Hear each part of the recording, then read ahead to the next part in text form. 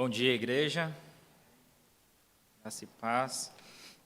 Abra sua Bíblia na carta aos Hebreus, capítulo 4.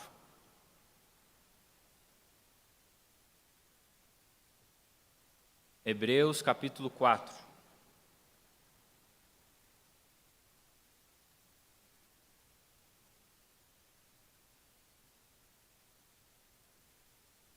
Nós vamos ler dos versículos 1 até o 13. Hebreus 4, do 1 até o 13. Vou ler na Nova Versão Internacional. A palavra de Deus diz assim: visto que nos foi deixada a promessa de entrarmos no descanso de Deus, temamos que algum de vocês pense que tenha falhado. Pois as boas novas foram pregadas também a nós, tanto quanto a eles. Mas a mensagem que eles ouviram de nada lhes valeu, pois não foi acompanhada de fé por aqueles que a ouviram. Pois nós, os que cremos, é que entramos naquele descanso, conforme Deus disse: assim jurei na minha ira, jamais entrarão no meu descanso, embora as suas obras estivessem concluídas desde a criação do mundo. Pois em certo lugar ele falou sobre o sétimo dia, nestas palavras: no sétimo dia, Deus descansou de toda a obra que realizara. E de novo, na passagem citada há pouco, diz: jamais entrarão no meu descanso. Entretanto, resta entrarem alguns naquele descanso, e aqueles a quem anteriormente as boas novas foram pregadas não entraram por causa da desobediência. Por isso, Deus estabelece outra vez um determinado dia, chamando-o hoje, ao declarar, muito tempo depois, por meio de Davi, de acordo com o que fora dito antes: se hoje vocês ouvirem a sua voz, não endureçam o coração. Porque se Josué lhes tivesse dado descanso, Deus não teria falado posteriormente a respeito de outro dia. Assim, ainda resta um descanso sabático para o povo de Deus, pois todo aquele que entra no descanso de Deus também descansa das suas obras, como Deus descansou das suas. Portanto, esforcemo-nos por entrar nesse descanso, para que ninguém venha a cair seguindo aquele exemplo de desobediência. Pois a palavra de Deus é viva e eficaz, e mais afiada que qualquer espada de dois gumes. Ela penetra ao ponto de dividir alma e espírito, juntas e medulas, e julga os pensamentos e intenções do coração. Nada em toda a criação está oculto aos olhos daquele a quem havemos de prestar contas. Até aí. O texto de hoje, se você tem acompanhado essa nossa série de meditações, ele é uma continuação da argumentação que se iniciou na segunda metade do versículo 6 do capítulo 3, que foi o texto da meditação da semana passada. Lembrem-se que no começo do capítulo 3, o autor declara que nós temos ou recebemos um chamado ou uma vocação celestial. E essa vocação celestial, ela também se expressa numa nova identidade, que é o fato de agora sermos chamados de santos irmãos. É assim que o autor de Hebreus chama os seus ouvintes originais. Eles receberam uma vocação celestial e são, portanto, também santos em termos de posição, santos irmãos de Cristo Jesus. E, em suma, após fazer essa declaração, ele apresenta ou ele faz uma série de exortações. E, em suma, ele diz que o povo de Deus, que ele chama ali de casa de Deus, que é a igreja, esse povo de Deus, ele vive essa vocação celestial, ou ele vive essa santa irmandade com uma condição. E essa condição está explicitada justamente na segunda metade do versículo 6, que é se nos apegarmos à fé e à esperança gloriosa que recebemos. Portanto, é uma condicional aí. Se nos apegarmos à fé e à esperança gloriosa que recebemos, somos chamados, portanto, de santos irmãos. Ou seja, é preciso que a gente esteja constantemente alerta ao perigo da incredulidade. É isso que a segunda metade de todo o capítulo 3 nos disse ou nos alertou. A gente precisa estar atento ao perigo da incredulidade, que alguns inclusive chamam de apostasia, que pode ser traduzida também por uma espécie de rebeldia obstinada ou uma desobediência no coração. E aí o autor ilustra, e ele nos diz, foi por causa da incredulidade que o povo que saiu do Egito não entrou ou não alcançou a terra prometida. Foi por causa da incredulidade que não entraram no descanso de Deus. E aí é desse ponto que o texto que a gente acabou de ler, ele parte. Ele parte dessa discussão sobre foi por causa da incredulidade que o povo não entrou na terra, foi por conta da desobediência que ele não acessou o descanso. É desse ponto que o autor começa e desenvolve a argumentação que a gente acabou de ler. E esse texto, esse trechinho de 13 versículos que a gente acabou de ler, ele nos traz ao menos 3 grandes afirmações, 3 grandes lições. Eu vou afirmá-las e depois vou desenvolvê-las, não necessariamente nessa ordem. Mas os 3 pontos centrais, que podem depois, se unidos, serem um resumo da passagem, eles são os seguintes. Primeira verdade desse trecho. Existe um descanso definitivo para o povo de Deus. Existe um descanso definitivo ou sabático para o povo de Deus. Essa é a primeira verdade. Segunda, esse descanso é acessado somente pela fé. Portanto, existe um descanso definitivo para o povo de Deus. Segundo, esse descanso é acessado somente pela fé. E por fim, o tempo de desfrutar desse descanso é hoje. Existe um descanso definitivo para o povo de Deus, esse descanso é acessado pela fé, e o tempo de se desfrutar desse descanso não é um momento futuro, é hoje. A gente vai trabalhar um pouco essas 3 ideias ao longo do sermão, mas como eu não vou fazer primeiro ponto, segundo ponto, né, eu quis enunciar os 3 para vocês guardarem a ideia macro, e aí essas coisas vão aparecendo ao longo da meditação. E aqui eu preciso fazer uma confissão até. Conforme eu meditava nesse trecho essa semana e pensava e preparava esse sermão, eu me percebi bastante incapaz de pregá-lo. Eu sei que isso é uma coisa que, em geral, a gente não é capaz de pregar o que a gente prepara. Em geral, a gente não é apto para falar as coisas que a gente fala aqui. Mas alguns textos, em especial, pegam um pouco mais o pregador na reta. E esse foi um deles. Portanto, gente, sinceramente, eu vou falar de coisas que eu luto para viver e eu gostaria de estar sentado ao lado de vocês nesse momento, apenas ouvindo o que a palavra de Deus tem dito, porque, de fato, ela falou comigo ao longo dessa semana. Mas, vamos lá. Eu quero começar com uma ilustração. Tem uns 2 anos, mais ou menos, eu assisti um filme chamado O Capitão Fantástico. Eu não sei quem mais viu esse filme, não precisa levantar a mão para não ficar com vergonha de ter sido um dos únicos a ter visto. Mas o filme em si não é fantástico, mas é um filme interessante. Ele traz e levanta algumas questões muito relevantes e muito palpáveis, né, do nosso tempo, sobre paternidade, criação de filhos, educação infantil. Tem um pessoal que é mais homeschooler, que gosta bastante de algumas teses que são levantadas. Enfim, o fato não diria que é um filme fantástico, mas é um filme interessante e traz algumas questões interessantes. O enredo é relativamente simples. É um pai que decidiu criar os seus filhos isolados da sociedade, segundo seus próprios ideais, né? Então, ele tem uma série de ideais, de filosofias de vida, e ele optou por educar os seus filhos segundo aqueles ideais, de uma forma completamente isolada da sociedade, não apenas parcialmente, completamente. E aí, quem quiser saber mais detalhes, assista lá o filme, está disponível numa plataforma aí de streaming. E, apesar de alguns conflitos, o que a gente vê ao longo do filme é que seus filhos têm ele como um verdadeiro herói. Os filhos consideram ele realmente um ícone, um exemplo a ser seguido. E o filme, inclusive, apresenta uma série de contrastes entre a qualidade da educação dos filhos dele com alguns primos, rolam alguns embates interessantes nesse sentido. Mas, com o passar do tempo, como não poderia deixar de ser,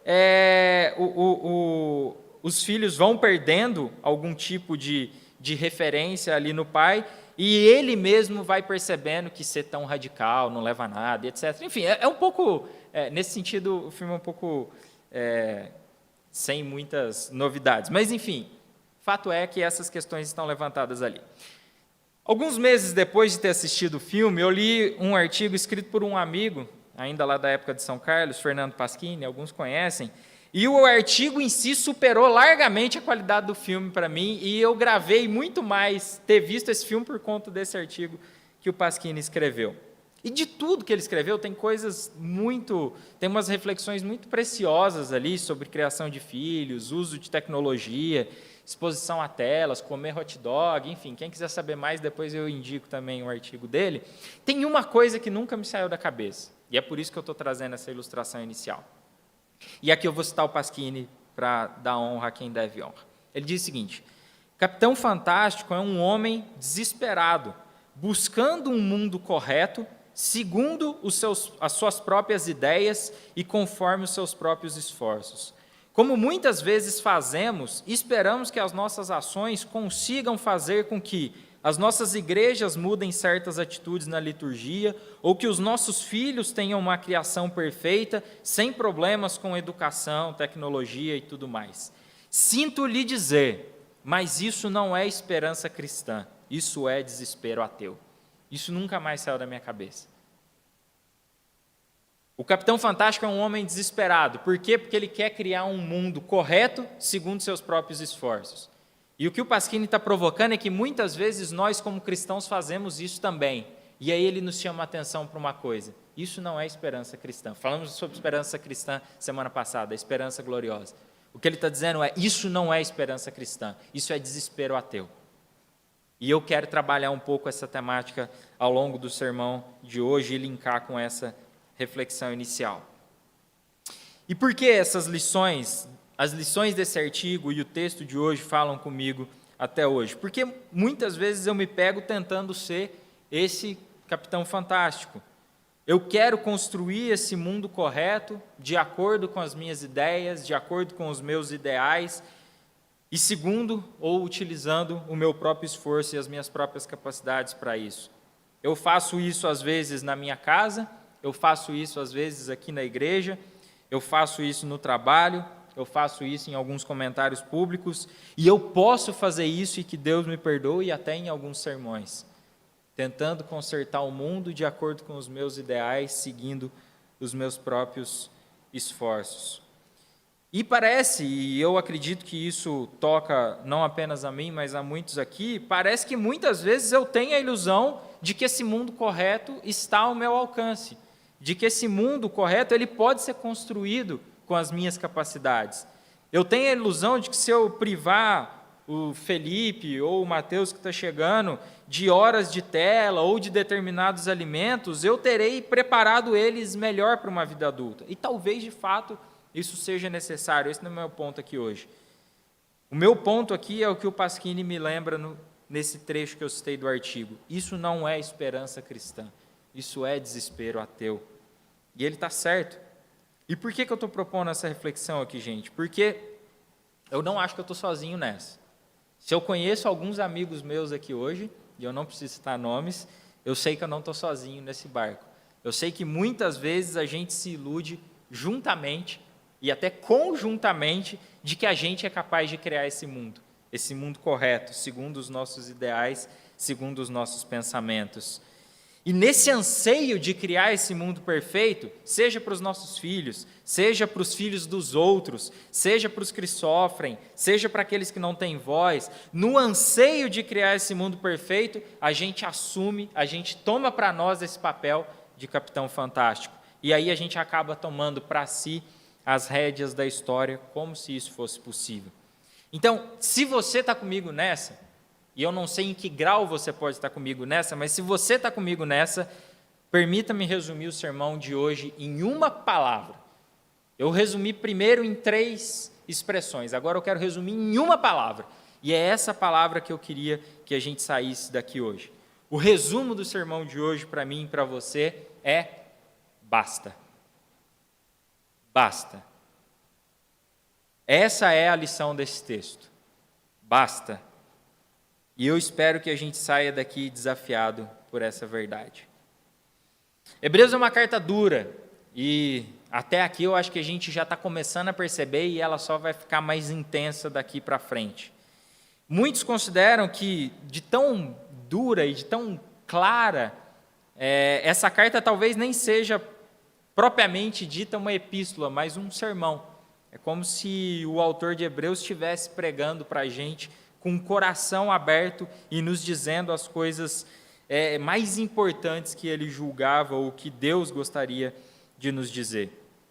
A carta aos Hebreus ela nos conduz aos pontos mais altos da cristologia, da doutrina de Cristo, mas também nos leva de volta à terra e mostra o perigo do nosso próprio coração, o risco da incredulidade, o perigo que é deixarmos ou nos afastarmos da fé verdadeira. O autor de Hebreus é um pastor preocupado. Ele é um pastor preocupado com as suas ovelhas ou preocupado com seus ouvintes. Seus ouvintes são pessoas que ouviram as boas novas, assim como ouviram as boas novas aqueles do Antigo Testamento, conforme a gente leu no texto de hoje, mas que consideraram ou que consideraram em algum momento a superioridade de Cristo acima dos anjos, acima de Moisés, acima de Josué, acima de Davi, acima de toda a estrutura de culto do Antigo Testamento. Eles consideraram Cristo superior a isso tudo, mas agora eles estavam balançando na fé. E aí o autor de Hebreus faz um alerta. O povo de Deus no passado caiu em incredulidade, e isso impediu-os de acessar a terra prometida, o descanso de Deus. Portanto, ouvintes hebreus, cuidem para que vocês não caiam assim como eles caíram. E aí o capítulo 4 começa com uma declaração interessante. Os israelitas não deixaram de crer por falta de revelação. É isso que dizem os versículos 1 e 2.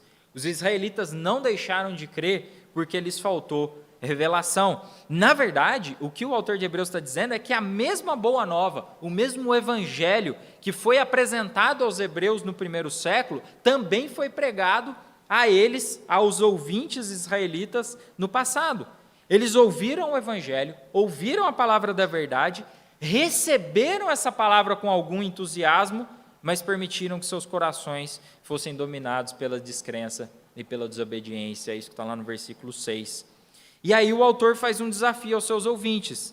Esse mesmo convite que o povo de Israel recebeu, hoje, se ouvirdes a voz de Deus, não endureçam o coração, esse mesmo convite que foi feito no passado é feito também a vocês no presente. Por quê? Porque ainda há uma promessa de descanso para o povo de Deus. Descanso esse que Josué não poderia conceder, é o que ele vai dizer entre os versículos 7 ao 10. Por quê? Porque é um descanso que é acessado apenas pela fé, é um descanso definitivo, é esse descanso sabático para o povo de Deus. Então, o que o autor de Hebreus faz aqui é traçar um paralelo, assim como inúmeros outros paralelos que a gente tem visto ele traçar até aqui na carta. Moisés conduziu o povo da saída do Egito e na caminhada pelo deserto, rumo à terra prometida. Nessa jornada, junto com Moisés, muitos caíram em desobediência e na incredulidade. Então, até aqui veio o papel de Moisés. Daqui em diante entrou Josué, e Josué conduziu uma segunda geração no acesso à terra. Mas o descanso que Josué ofereceu, ele é apenas parcial, ele é inferior ao descanso que agora é oferecido ao povo de Deus. Tanto é que Davi, que veio muitos anos depois de Josué, falou de um outro descanso. Então, a argumentação que ele está construindo aqui, eu estou tentando traduzir, Josué conduziu o povo à terra, e ao entrar na terra o povo teve um descanso. Mas Davi viveu muito tempo depois e falou, ainda existe um descanso para o povo de Deus. Aí o autor de Hebreus está dizendo, pois bem, a era desse descanso chegou, e ela veio com Cristo Jesus. Esse descanso de Deus que vem com Cristo Jesus é acessado pela fé. E todo aquele que entra nesse descanso, descansa das suas obras. É isso que diz o versículo 10. Como o próprio Deus descansou das suas obras no sétimo dia, como diz o versículo 4. Isso é o que diz o texto. E aí aqui, permita-me fazer uma segunda pausa. A gente falou ao longo do mês de janeiro aqui na Fonte sobre descanso. Falamos sobre andarmos sobrecarregados, falamos sobre como a nossa sociedade ela é uma sociedade, como alguns têm a definido, do cansaço. Cansaço que é consequência de uma confiança exacerbada nas nossas capacidades. Falamos bastante sobre isso no mês de janeiro. E existem algumas evidências, até científicas, sobre isso, né? Então, eu levantei duas coisas aqui, né? Teve uma pesquisa recente da Associação Brasileira do Sono, existe essa associação, a ABS, que apontou que os brasileiros têm dormido cada vez menos. Em 2018, a média de sono entre os entrevistados foi de 6,6 horas. Em 2019, um ano depois, 6,4. Teve uma outra pesquisa que utiliza esses dados de aplicativo de monitoramento de sono, né? Não sei quantos usam, né? Juntaram lá um monte de gente que usa isso, fizeram um bancão de dados e chegaram à conclusão que os brasileiros, a média de horas de sono dos brasileiros está entre as 3 piores do mundo. Juntaram dados do mundo inteiro, fizeram lá um ranking e viram que os brasileiros estão entre os 3 piores do mundo. Por que eu estou dizendo isso? Bom, é óbvio que falta de horas de sono impacta o nosso humor, né? Em geral, pais de filhos pequenos sabem bem o que é isso, né? As acordadas recorrentes ao longo da noite, em geral, causam uma série de conflitos no casamento, na vida e etc.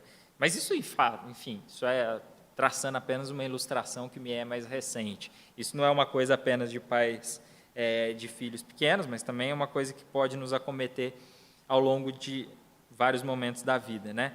Mas, mais do que isso, o mais importante do que isso para a nossa reflexão aqui, é que privação de sono pode dizer algumas coisas sobre a nossa espiritualidade. Ou faltas de horas de sono podem dizer algumas coisas sobre a nossa espiritualidade, né? E aí eu fiquei pensando, quantas pessoas eu conheço, ou quantas vezes eu mesmo, mas vamos colocar em terceira pessoa que a gente fica mais confortável, né?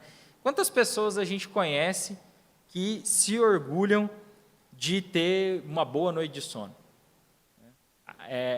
Tem uma pessoa, pelo menos no nosso grupo de futebol, que se orgulha disso, que dorme todo dia às 10, acorda às 6, não está aqui hoje para brincar com ele, mas é um exemplo para a gente nesse sentido. Mas são pouquíssimas pessoas que você vê se orgulhando de terem boas noites de sono. Em geral, a gente se orgulha do quê?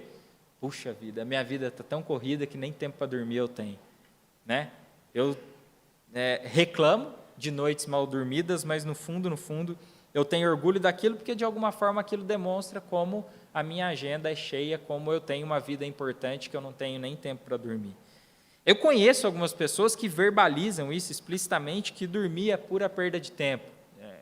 Talvez você conheça também, talvez você seja uma pessoa assim, que se pudesse, dormiria o mínimo possível para não atrapalhar o que de fato é importante da vida. Fato é que muitas vezes a gente não verbaliza isso, mas a gente vive assim, né? A gente sente esse orgulhozinho de dormirmos pouco e produzirmos muito, né?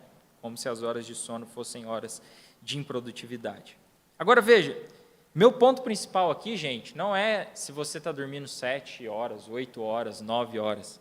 O meu ponto aqui é o que as suas horas de sono ou o que o seu tempo de descanso diz a respeito da sua espiritualidade, ou diz sobre o estado do seu coração. Tem um livrinho do Kevin Young, eu acho que eu já citei em algum momento aqui, chamado Super Ocupado, se eu não me engano.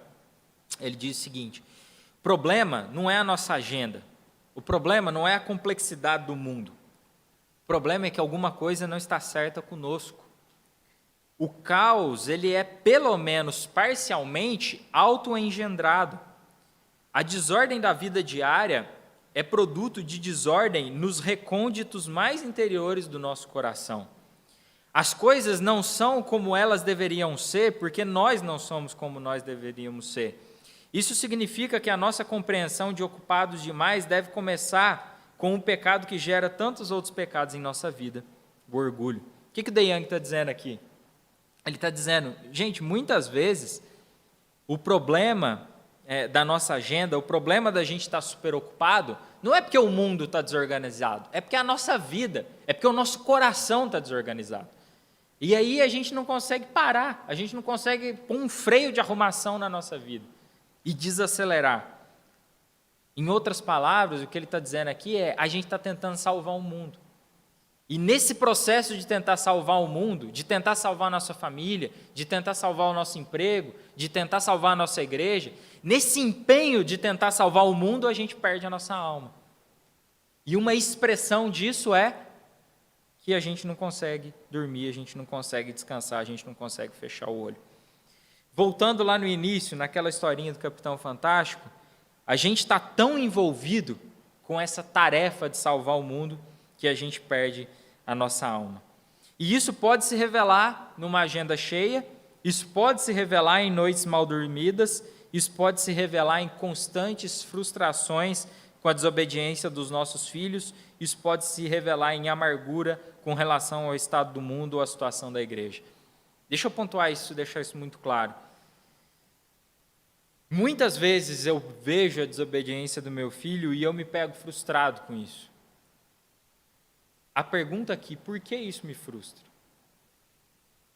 Isso me frustra porque eu estou preocupado com a situação do coração dele, ou isso me frustra porque eu estou tentando ser o salvador da vida dele? Às vezes eu vejo o desarranjo da igreja e isso me frustra. A pergunta é, por que isso me frustra? Porque eu estou realmente preocupado com a saúde da igreja ou porque eu estou tentando ser o salvador da igreja? Às vezes eu me pego frustrado com o mercado de trabalho e a pergunta é, por que isso me frustra? Às vezes eu me pego frustrado com a política do país e eu preciso me perguntar, por que isso me frustra? Porque isso está afetando a vida de pessoas ou porque eu sei o melhor caminho para construir um mundo correto? Estão entendendo a questão aqui? A pergunta e a questão de fundo aqui para a gente é, muitas vezes a gente anda frustrado com muitas dessas coisas à nossa volta. O problema é que na raiz disso pode estar um coração que se vê como salvador de cada uma dessas coisas. Na raiz dessa frustração pode residir um coração que se vê como salvador de seus filhos, da sua igreja, da sua família, do seu país e até do mundo como um todo. E é justamente nesse ponto que o autor de Hebreus nos encontra e diz, basta. Basta. Você não é o salvador dos seus filhos, você não é o salvador da igreja, você não é o salvador do mundo, você não é o Capitão Fantástico. Você não é capaz de conduzir nenhuma dessas coisas ao descanso pleno e definitivo, que é o descanso de Deus. Há um descanso definitivo para o povo de Deus, e esse descanso só pode ser acessado pela fé. Ou seja, existe um descanso que só pode ser alcançado pela desistência.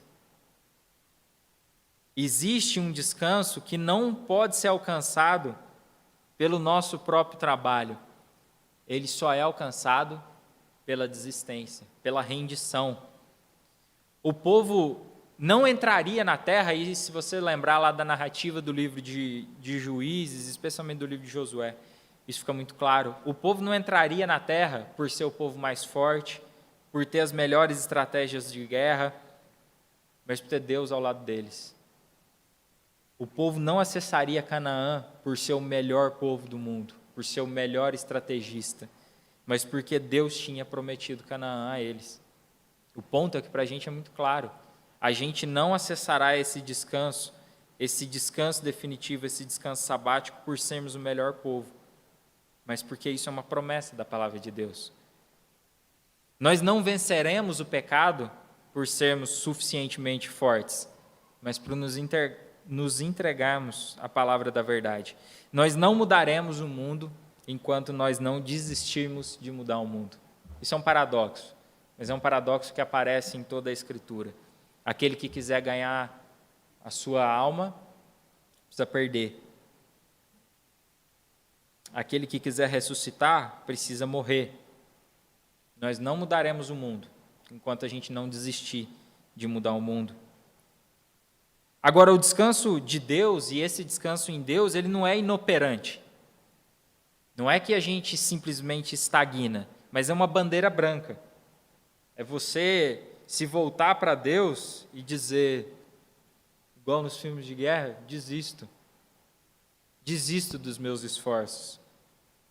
Desisto dessa minha tentativa incansável de ser o salvador da minha vida, de ser o salvador da minha família, de ser o salvador do meu filho.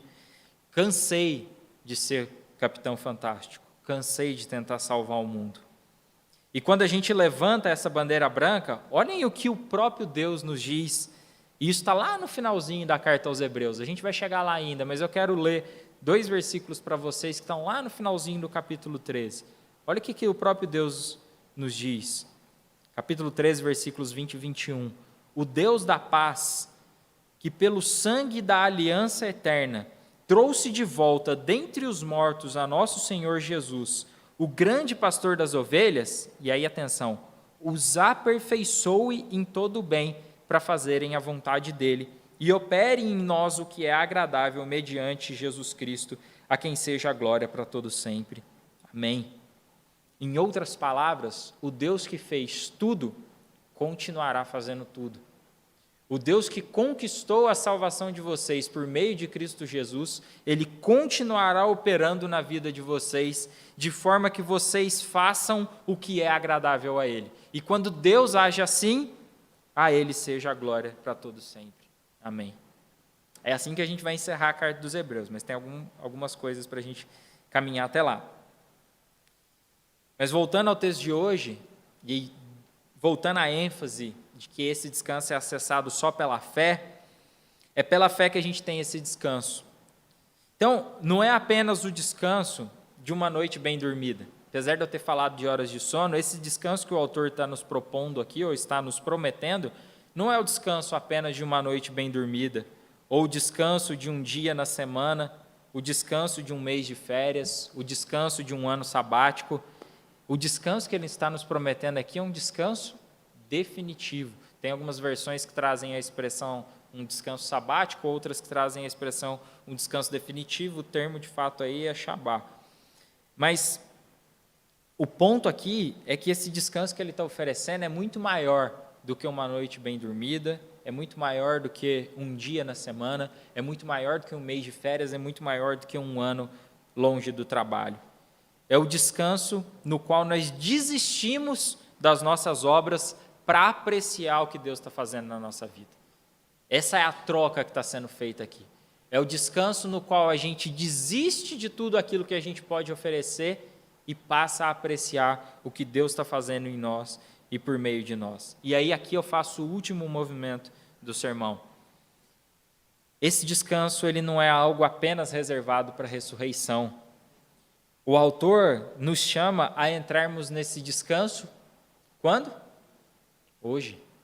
Capítulo 4, versículo 7. Hoje, se ouvirdes a sua voz, não endureçam o coração. Esse descanso já é uma realidade, inclusive, para todos aqueles que creram. Veja o que diz, por exemplo, o versículo 3. Vocês que creram já entraram nesse descanso. E ele deve ser buscado constantemente por meio da fé para a gente não ficar de fora. É o que diz os versículos 10 e 11. Então, esse descanso, ele é prometido para o hoje. Ele já é uma realidade na vida daqueles que creram em Jesus. E ele deve ser buscado constantemente por meio da fé. Isso está linkado diretamente com o que a gente viu no início do sermão da semana passada, lá no início do capítulo 3, que diz que nós temos uma vocação celestial. Nós recebemos um chamado que é para o céu, mas a gente não está lá ainda. A gente ainda não habita esse lugar. Portanto, qual é o lugar do exercício da nossa vocação celestial? O lugar do exercício da nossa vocação celestial no tempo que se chama hoje é aqui. Senão a gente já estaria lá. Senão a gente já teria ido, já teria morrido, já teria sido arrebatado, sei lá. A gente já estaria lá. Mas a gente está aqui e recebeu uma vocação celestial. E a gente também teve acesso a esse descanso, descanso que deve ser desfrutado no hoje. Então, Nós não entraremos nesse descanso quando lá chegarmos. Nós devemos desfrutar desse descanso aqui. Tem um outro autor, Andrew Lincoln, que diz algo sobre isso. Ele diz: a fé concretiza no presente aquilo que é futuro, invisível e celestial. A fé concretiza no presente aquilo que é futuro, invisível e celestial. Portanto, é possível dizer que aqueles que creem já entraram no descanso celestial. É isso. Pela fé, a gente já entrou nesse descanso definitivo, nesse descanso sabático, nesse descanso de Deus. Pela fé, a gente desistiu das nossas obras e a gente descansa em Deus. Pela fé, nós nos rendemos ao Senhor Jesus, o grande pastor do rebanho, como diz lá o capítulo 13 de Hebreus. Portanto, insistindo, o tempo de desfrutarmos desse descanso é hoje. E eu sei que isso é difícil, e é mesmo. Foi como eu falei, é difícil ouvir esse texto, é difícil pregar esse sermão, mas o tempo de desfrutar desse descanso é hoje. Descansar em Deus é preciso, e isso paradoxalmente exige esforço. É porque descansar em Deus é difícil que isso exige de nós esforço. Esforço porque a minha tendência não é ao descanso, a minha tendência é à autossuficiência, a minha tendência é buscar ser o meu próprio Salvador. Mas isso é uma coisa extremamente tola, porque Deus ofereceu o seu Filho para se entregar em meu favor e me dá ou nos dá um descanso profundo, completo e definitivo. E Ele é capaz de conceder isso porque na cruz Ele diz, basta. Na cruz Ele disse, está consumado. Na cruz, no seu ato final de redenção, Jesus disse, está consumado. E então a gente pode descansar. Na cruz, Jesus disse, você pode abandonar as obras das suas mãos e abraçar esse descanso que só eu posso te oferecer. O está consumado, esse brado de Cristo na cruz, é o basta que esse texto nos dá hoje. Esse é o basta que o autor de Hebreus nos dá hoje. Está consumado é um basta nessas nossas frustradas tentativas de agradar a Deus.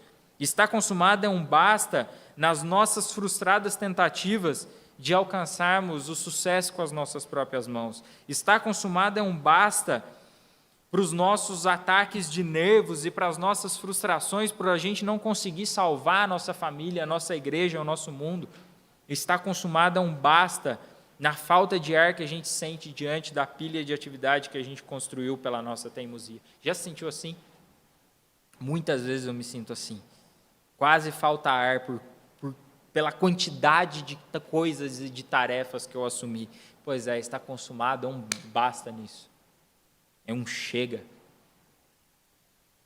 Agora, não é só um basta. Eu gosto de pensar nisso. Está consumado não é só um basta, é também um bálsamo. Está consumado quer dizer que você pode descansar na obra de Jesus. Quer dizer que Deus está satisfeito com você e se alegra com você. Esse é um trecho muito bonito lá do finalzinho de Sofonias, capítulo 3, de que Deus se alegra com o seu povo. Isso é maravilhoso. Um povo que vivia em inimizade e rebeldia, por causa de Jesus, Deus se alegra com esse povo. Deus tem prazer nesse povo. Deus tem prazer em andar conosco. Está consumado quer dizer isso, quer dizer que Deus tem prazer em nós. Está consumado quer dizer que você pode louvar a Deus pela família que Ele te deu, pelos filhos que Ele te deu, pelo pão de cada dia, pela própria vida. Quer dizer que há um descanso definitivo para o povo de Deus. Tem muita coisa torta nesse mundo, gente, e tem mesmo. Tem muita coisa torta, tem muita coisa fora do lugar, tem muita coisa errada. E sim, nós somos chamados individualmente a trabalharmos para tentar consertar um pouquinho dessas coisas, cada um com o seu chamado. Alguns de nós fomos chamados para trabalhar em prol da justiça, outros por melhores condições na educação, outros pela reforma do setor de energia no país. Eu recebo esse chamado da parte de Deus. Outros para cuidarem de seus filhos, outros para exortarem a igreja, outros para lembrarem da importância das atividades físicas. Enfim, cada um de nós recebeu um chamadinho de Deus para tentar consertar alguma dessas coisas que estão estragadas. Mas o ponto aqui é que, ao viver essa vocação celestial, no tempo que se chama hoje, a gente precisa cuidar para não fazer isso longe do descanso. Esse é o ponto central aqui. Ao receber de Deus esse chamado para atuar nessa pequena área do mundo, nesse pequeno pedacinho de terra, onde as coisas estão erradas, é preciso fazer isso sem deixar de desfrutar do descanso de Deus, desse descanso definitivo. Basta não quer dizer necessariamente que você tem que vender tudo e mudar para um mosteiro. Talvez alguns devam fazer isso. Mas basta quer dizer que se você estiver com o pé na lama ou na universidade, se você estiver no parlamento ou num mosteiro, numa quadra de vôlei de areia ou num escritório, se você estiver em qualquer um desses ambientes, esteja, acima de tudo, em Cristo. Se você estiver em qualquer um desses lugares, em qualquer um desses ambientes, atuando para que aquilo que está errado ali seja consertado, esteja, acima de tudo, em Cristo. Volte para lá a cada momento do seu dia. Vá a Ele e encontre descanso para a sua alma no tempo que se chama hoje. Ainda que você esteja arrebentado, acordando todas as noites, 2, 3, 4 vezes, para cuidar de uma criança, para cuidar de um idoso, para alcançar alguém que está privado de alimento, que está privado de justiça, ainda que você lute diariamente contra a opressão, contra sistemas injustos, ainda que a sua mente esteja atribulada por essas coisas, o que eu quero te dizer nessa manhã, o que o texto está dizendo a nós nessa manhã é: existe um descanso definitivo para a sua alma. Ainda que você esteja imerso nesse mundo de coisas tortas, existe um descanso para a sua alma.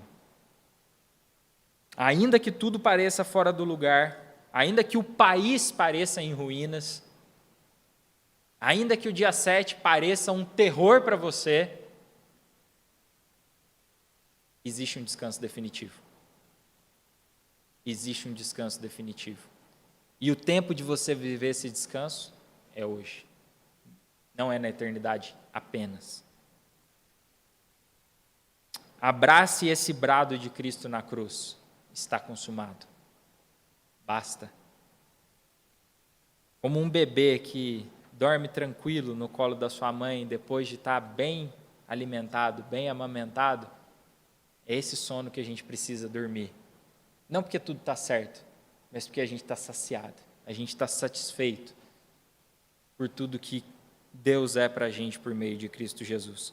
Eu queria terminar lendo um trechinho de uma música do Estênio, que se chama Está Consumado.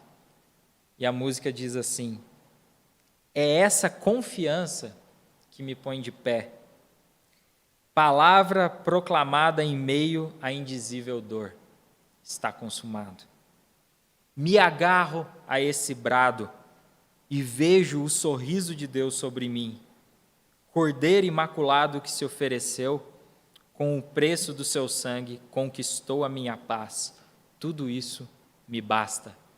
De pé, como um filho, recebo o beijo e a bênção de Deus.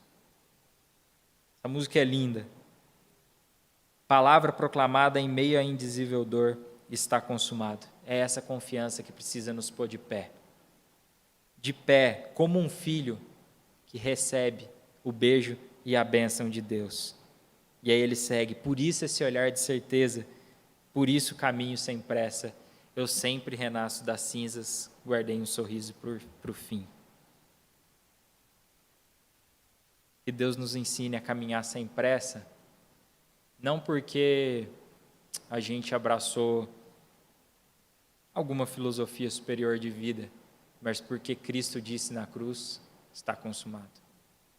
Vamos orar?